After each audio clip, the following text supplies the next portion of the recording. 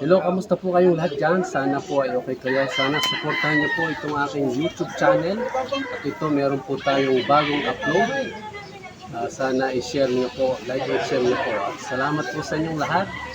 God bless. So, ayan po, ayan. Recording, yan. Nangyayin kasi na-update si Sir Ruel, hindi ako nakapunta.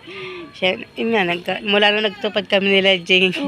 Nagkaroon ako ng ubot sipon ba, hanggang ngayon, meron pa ako yan. Ngayon lang ako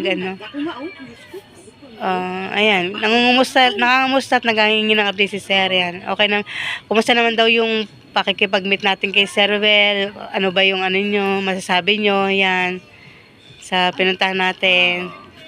Ayos naman eh. Ayos na. Maganda nga yung pagkakaano. Nabusog naman kayo.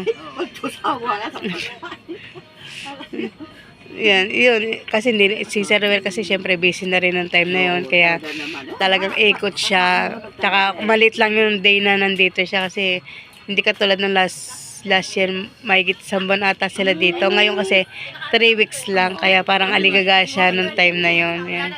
Dami niya inasikaso. Nangungumusta siya yun sa mga nagpunta doon. Ganyan, sabi ko, okay naman. Hindi lang ako nakakapag-update sa inyo. Yun.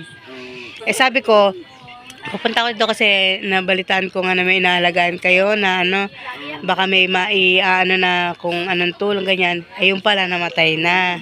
Namatay na po yung inaalagaan ni Nanay Esther na anak nyo, no? Anak ni Tatay Carding. So, yan.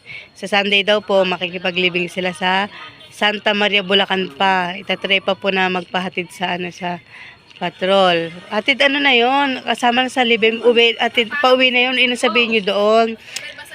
So, ayan, kumusta naman po yung nyo? Hindi kayo masyadong nakakapag kasi nga nag-alaga kayo ng Tuwing Sabado na lang daw sila nakakapag kalakal kasi nga, dahil kagaling lang din, mukhang may sakit din sa, namahit si Nanay Esther, ang laki ng pinamayat to. Dahil nga sa nag-alaga, hindi siya masyadong nakakapag kuha ng kalakal. Yan. Ayun, nilakasama. Hindi nga napapadala pa ng pera yung manugang ko. Nangutang ko. Sabi niya, siyang papa. Ayun, nanay niya, galit na galit. Yung nanay niya. Pinabayaan niya gano'n mag-iina. At least ngayon, okay na nakaraos na kayo sa pag-aalaga. Tapos na ako, obligasyon ko, tapos na. Ayun, kita naman, namayat kayo nagkasakit Ito nanay niya, hindi nakapag-alaga. Oo, ito din na ina. Baka mamaya magkagano na lang kami, hindi ba? Tunay na ina siya. Ako naman, ano lang ba ako? Sabi na kabit-kabit, di ba? At least ilang taon. Basta pa, inalagaan ko hanggang sa nag-asawa. Ngayon tumanda. Matagal na kayo, kaya pala malapit sa inyo. Ayan, buhay siya. Alam niya. Kami ang nag-akit ng mga asawa. Ngayon, ito. Ayan, may nalagaan silang anak ni Tatay Carding. Natataho yun. Asa lang nanay nun? Wala pa sa taon. Buhay pa. Andun. Pupunta rin. Andun daw. Ay, pero hindi kasama sa, hindi taga Bulacan. Nasa Manila yun. Bisaya yun, Bisaya. Pero nasa Manila lang. Bibi pa. Pero swerte niya, no? At least merong siyang stepmother na, yan, katulad niyo. Inalagaan siya. Kabila ng sakit niya, dapat yung tunay ang nag-alag sa kanya. Pero, di ba, kayo pa rin yung tumulong sa kanya. Nung kumikita yun, nung panayang biyahe, pirmi na mamasil yung mga nanay niya sa kanila. Yung magkasakit din natin. So, ayan. Kaya ayan, nagpapagaling mo na si Nanay Esther. At hindi sila masyadong nakakapangalakal. Yan, every Saturday lang daw. Yan. Nakapagbenta sila. Yan, nakabenta ng 1.5. Okay na din siya. Okay na sa akin. Kaso nga lang, hindi tuloy-tuloy. Oo nga. Ayan, tuloy-tuloy lang. Si Madam. Madam, gold ako Bibigyan siya ng Father's Day. Ega. Ay, hindi pa Father's Day sa inyo. Father's Day ah. Nakalupos. Missing tapos na natin kita nung pa. Ito nga ako ating pera. Galing ko sa ang galing no. May pahabol sa inyo. Pahabol kayo. Lagi-lagi naman Father's Day. Wala namang araw na yun. Huli na. Tiyo kayo lang. Sinong madam yun? Diyan siya. Diyan siya. Galing.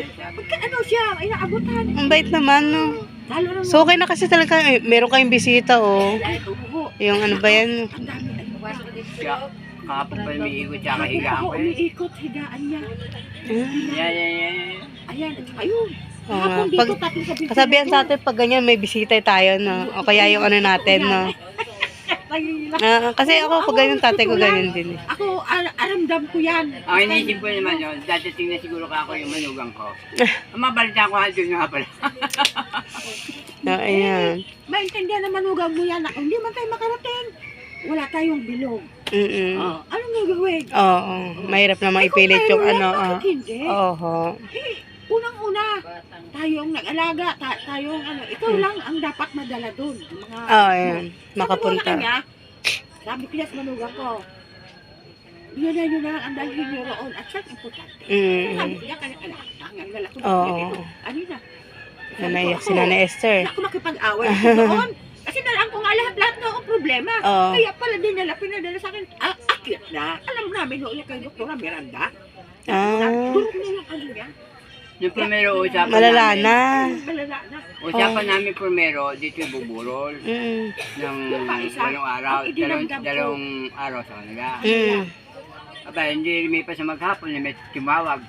Itiro sa kanyang mga kapatid doon iburol. Pero bayaan ko na sabi ko. Bakit hindi nila inano nung ano, nung malaano pa, no? Kung hindi pinagamot nila ng maaga noon, di ba ka?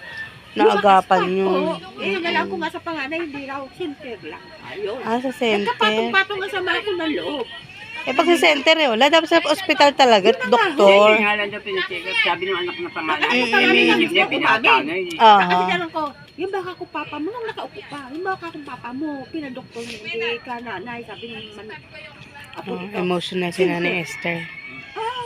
Siya yung naghirap na ano yung mag-alaga. Ayan. Napamahal na sa kanya yung anak ni Tatay Carding na yun. Ayan. Kahit nasabihin mo na hindi sa kanya nanggaling. Ayan.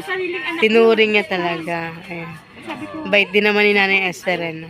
Swerte niya kasi ang bait ng kanyang stepmom. Kaya mga manugang ko, mas ganito ako bungangera. Oo. Ano naman sinasabi ko sa kanila? Oo. Nasa lugar naman yung pagkabungira. Parang Totally, mga anak ko ang ano sa inyo, sabi ko. Ngayon, kung mula kayo sa tabi ko, hindi ako nakikiasa sa inyo. Hindi ko na inaabot, hindi ko na nakilala. Kasi kaya kumunta dito dahil kako doon eh. Baka kako kung ano yung pwedeng mailapit kay sir para doon kakanala na. Sabi ko, may asawa akong anak. Kaso nagkasakit naman ako, hindi ako makapunta talaga. Magtupad. Nabanggit din sa akin ni Jing yan na meron nga ito kayo inalagaan. Bala ko talaga pumunta, gusto ko makilala rin. Ay, wala na pala. Pag nagpunta ko, wala na, ililibing na pala sa Sunday. Nasa mabuting, ano na siya. Ayan. Tintindi naman. Dito, tinatanong ko nga yung kay Roxanne na sasakyan. Kasi may si Papano, ano yun. Kaso, bakante na ang misis niya, linggo. Kaya hindi magamit. Oo, kasi gagamitin niya. Nakiusap kayo sa ano, sa ka na lang patron. email. Hindi na yata sasama yung manugang mo. Kasi yung dalawang bata ko pa. Ayun nga. Anak ng buso. Dalawa rin. Ikaw na lang ang kasi email. Tayo na lang magawa. Ayaw na ba yan? So, ayan. Itong update kay ng Tatay Carding yan. Kamamatay lang daw nung kanyang anak. Ayan, yung inalagaan niya na ni Esther. At yan, hindi sila masyado nakapangalakal kasi nga nung time na yun talagang sila yung nag-asikaso doon sa may sakit na anak ni Tatay Carding. So yun, sad po kasi namatay na pala siya at ililibing ng Sunday. Hindi ko na inaabot. Pasensya na po. Ayan. Say, kayo okay naman. Okay naman kayo. Hindi ako na hanggang ngayon, maintenance yun na yan eh. Pero parang mas okay ang kulay nyo ngayon kaysa nung dati. No? Paniinom ko ng gamot. Oo, basta pag ano ng gamot, sa kahit paano. Doktora, huwag mo titigil ang gamot yan, babalik ulit sa Maganda na nga yung ano nyo eh, yung aura nyo kaysa dati. Ano po masabi kay Tal? Yan. Salamat. Yan. Kasi nakikibalita siya yung nagpunta kayo ng Batangas yan. Susunod, sana daw makasama ulit. Sa resort na po daw yata, sa resort na ulit. Sa resort na ulit yan. Makakaipon-ipon na. Talagang nag-effort po sila, sila ng pamasahe nila ng time na yun. Kaya talagang nakasama sila. Yan. Salamat po at sa tiwala po kay Sir Well sa Team Well po. Yan po. Tayo po yung magpapaalam na at may pupuntahan pa po ng isa. Yan. Salamat po, Tatay Carding. Thank you.